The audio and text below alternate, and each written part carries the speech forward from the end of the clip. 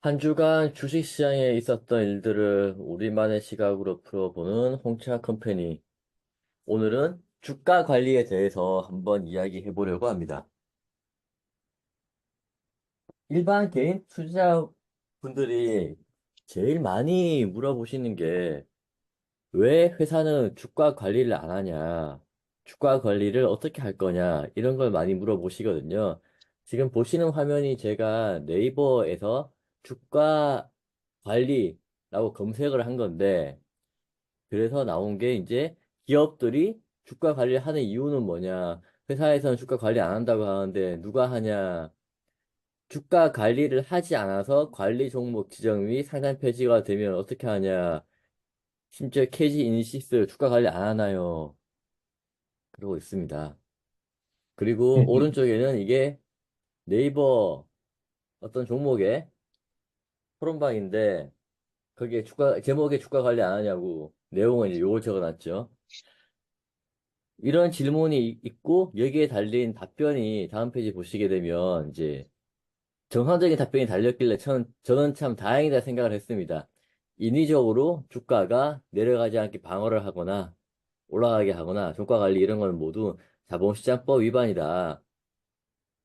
매수 매도 차익 회사에 사지 않았으면 떨어져야 하는데 그렇게 바뀌고 주가가 정상적으로 움직이지 않으면 금감원에서 조사 요구하고 처벌받는다. 주가 관리라는 거는 그냥 사람들이 하는 소리다. 만약에 정말 주가를 움직이는 그런 세력이 있다 그러면 그 자체만으로 회사 전체에 대한 리스크고 주식회사의 근간을 어지럽히는 행위이기 때문에 처벌 강도가 세다. 뭐 이런 굉장히 정상적인 답이 달렸고요. 그 다음 페이지를 한번 보시게 되면 이제 이건 주가 관리하고는 별개로요.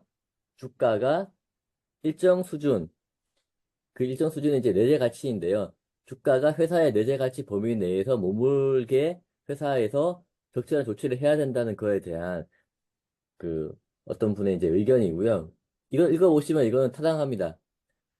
회사가, 회사의 주가가 내재 가치 범위 내에서 머물 수 있도록 회사는 최선을 다해야 된다.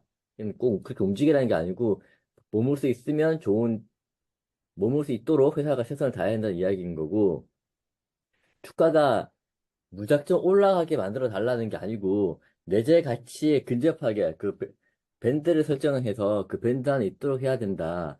그래야 처음에 우리 회사에 투자를 한 사람도 그리고 나중에 투자를 한 사람도 공정한 가격을 지불할 수 있게 되고 공정한 가격으로 거래를 할 수 있게 된다. 그래서 적정한 주가 유지를 해야 사는 사람도 파는 사람도 공정한 가격으로 거래할 수 있게 된다. 라는 그런 이야기거든요. 이 부분은 뭐 타당하다고 저는 생각을 하고 있습니다. 그렇죠. 근데 이 기본적으로 좀 생각을 좀 해봐야 되는데, 주가 관리, 보통 이렇게 질문하는 사람들의 주가 관리는 주가를 내가 산 가격보다 높게 유지해라. 라는 뜻이죠. 그러니까 워딩은 주가 관리이지만 실제 의미는 내가 산 가격보다 높게 유지하거나 주구장창 올라야 된다.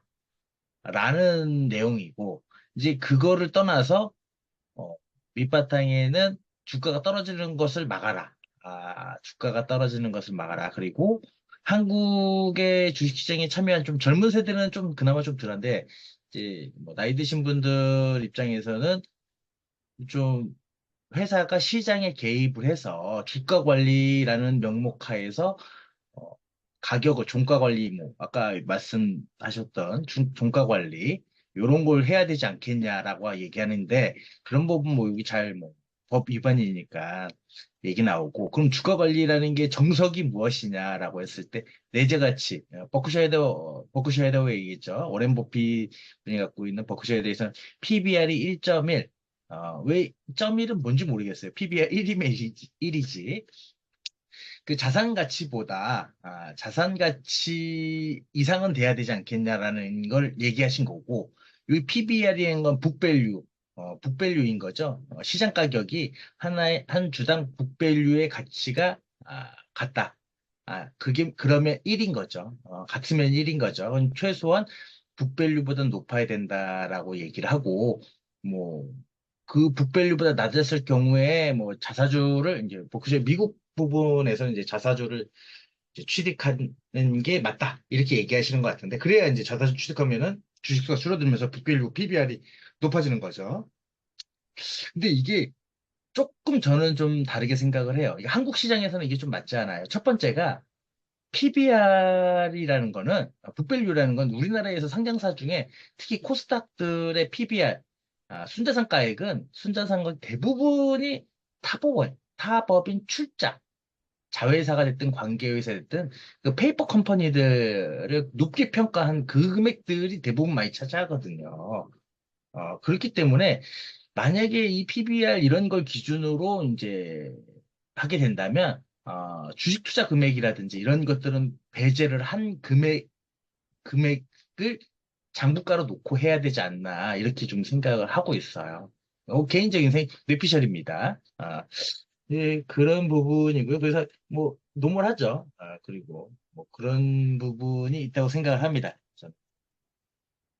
자, 여기서 이제 버핏 아저씨가 1.1이라고 한 거에 대해서는 저는 이렇게 생각하거든요. 회사의 가치라는 게 자산의 가치하고 그리고 미래의 성장성이라고 보기 때문에 그 성장성을 버핏 아저씨는 한 10% 정도로 그렇게 보지 않았나 싶고요.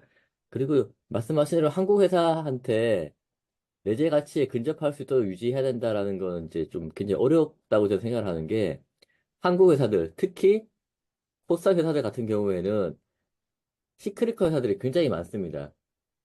변동성이 워낙 크기 때문에 이익의 변동성도 크고 주가의 변동성도 크고요. 그러면 이익의 변동성이 크다는 의미는 결국은 DCF 할 때 디스카운트 요인이 되는 거거든요. 변동성이 클수록 디스카운트와 율이 높아지기 때문에 우리나라 회사들에 대해서 PBR 1.0을 주는 게 맞냐라는 그런 이제 의문을 한번 던질 수도 있고, 그리고 많은 회사들이 중복 상장되어 있기 때문에 거기에 대한 디스카운트도 좀 해야 되지 않냐라는 게 저는 제가 가지고 있는 생각이고요. 다음 페이지 보시면 이제 이게 제가 가지고 있는 생각인데 주가가 관리를 할 수 있는 대상이냐라는 질문부터 던지고 싶거든요. 주가를 관리할 수 있을까? 뭐 할 수 있겠죠. 근데 돈이 무한정 있으면 그 돈으로 일정 수준의 주가를 유지할 수 있겠습니다만은 시장에 개입을 한다는 것 자체가 위법인 상황에서 주가를 한다는 그 단어 자체가 저는 반감이 생기고요. 이 주가 관리라는 이 단어 자체가 누군가 주가를 움직일 수 있는 믿음에서 시작된 허황된 이야기로 생각을 하고 세력, 세력이 누구냐, 주포가 누구냐 이런 이야기 많이 나오는데 그것도 다 마찬가지로 생각하고요. 주가라는 건 결국 이제 회사의 가치에 대해서 시장에서 부여하는 가격이기 때문에 많은 시장 참여자들의 이해관계가 모여가지고 형성되는 가장 적절한, 지금 이 순간은 가장 적절한 가격이라고 저는 생각을 하거든요. 회사에 대한 그 적절한 가치에 대한 고민은 회사도 항상 하고 있는 부분이고, 주가 빠지면 주주분들도 내 주식이 평가액이 낮아지니까 고민이 많으시겠지만, 회사는 그거 이상으로 많이 신경을 쓰고 있습니다.